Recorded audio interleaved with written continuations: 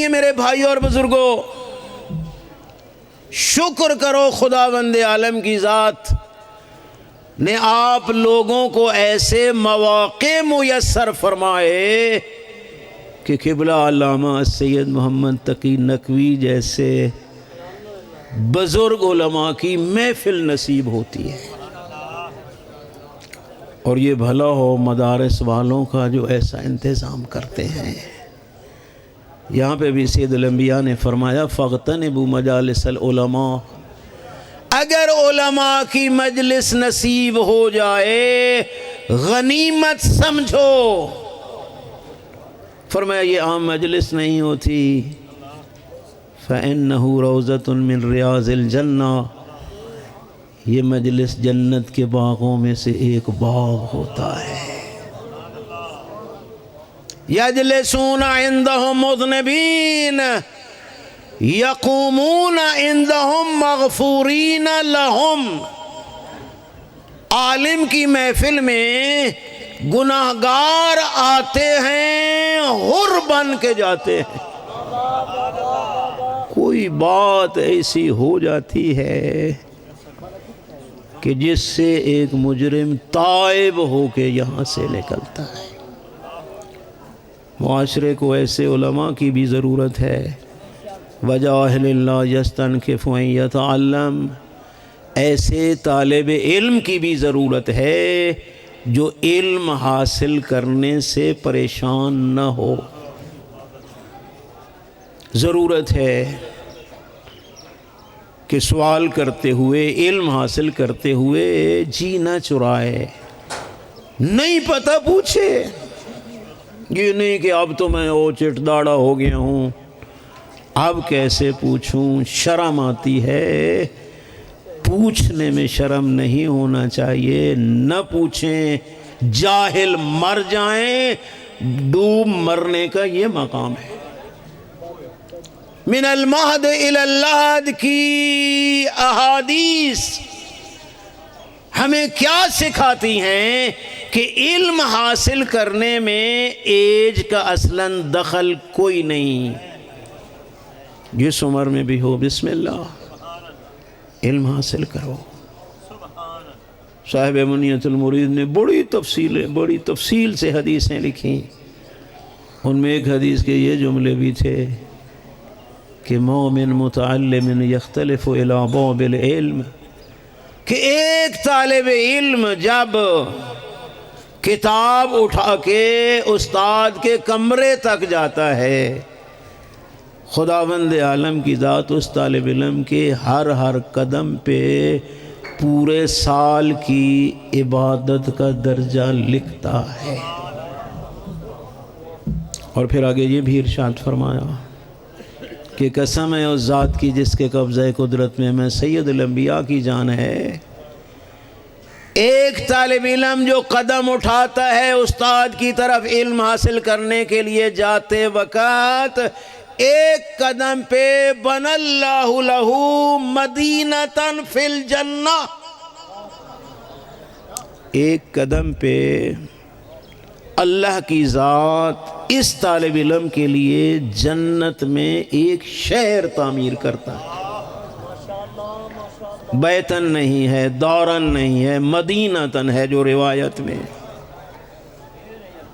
اس لیے میرے بھائیوں اور بزرگوں، ان طالب علموں کی قدر کیا کرو، کوشش کرو کوئی تمہاری اولاد سے بھی اس شرف سے مشرف ہو جائے۔ گھاٹا کوئی نہیں ہوتا۔ خدا غری کے رحمت کرے علامہ سید صفدر حسین نجفی رحمت اللہ علیہ، جو طالب علموں کے لیے ایک مہربان ماں کی طرح تھے، ایسے درس دیتے تھے۔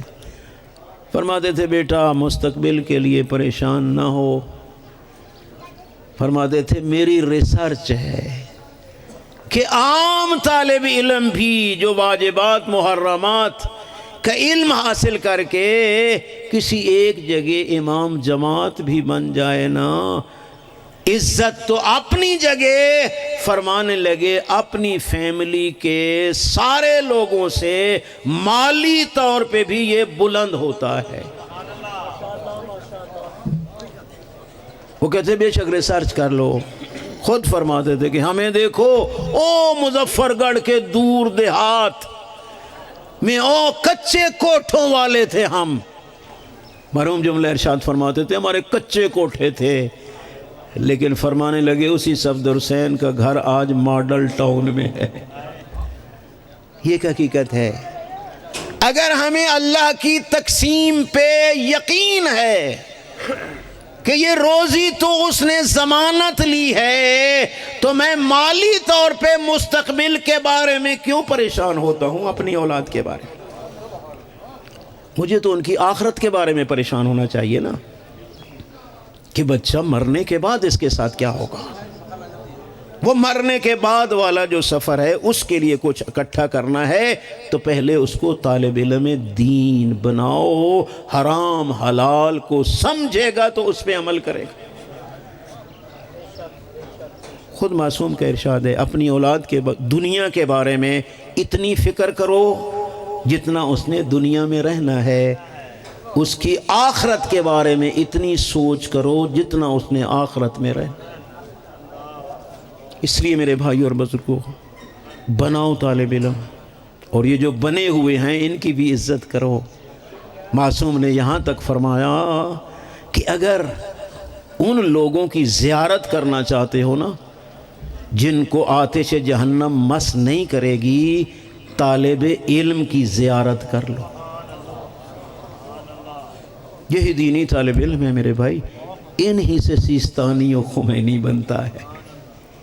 یہ جو آپ نے دیے ہیں اس معاشرے کو، ضرور کوشش کرو ایسا طالب علم ضروری جو علم حاصل کرنے سے نہ کترائے.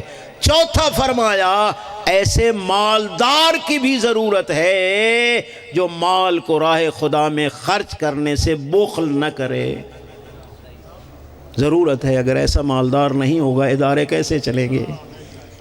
اسلام کو جہاں طالب علم اور عالم کی ضرورت ہے وہاں علاقے کے غنی کی بھی ضرورت ہے. ایسا غنی جو بخیل نہ ہو. بخیل تو جس طرح معصوم نے فرمایا ایسا بدبخت ہے زندگی گزار رہا ہے فقیروں جیسی، حساب ہوگا رئیسوں والا. نہ خود خرچ کرتا ہے، نہ خود کھاتا ہے، نہ کسی کو دیتا ہے. فرمایا چوتھا وہ رکن ہے فقیر لا یبیع آخرتہ بدنیا. ایسے فقیر کی ضرورت ہے جو اپنی آخرت کو دنیا کے بدلے نہ بیچے. دورے بھوکا بندہ ہے نا تو پھر رئیسوں کو سلوٹ مارے گا، خوشامتیں کرے گا.